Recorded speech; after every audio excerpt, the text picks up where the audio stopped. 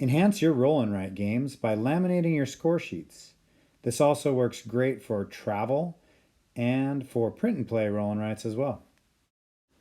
While you're waiting for the laminator to warm up, place your sheets inside the laminator plastic.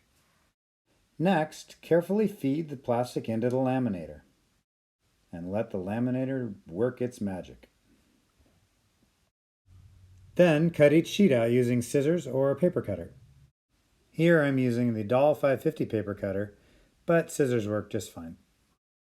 Check the links in the description notes below for information on all the tools I'm using in this video.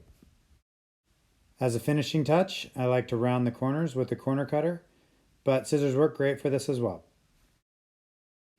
Finally, I really like these Staedtler Lumocolor correctable pens. These were a recommendation from Suzanne at Dice Tower I heard on one of her podcasts. They have a really fine tip and they just work really well for laminated and dry erase roll and writes. And that's it. That's how you take your roll and writes to the next level.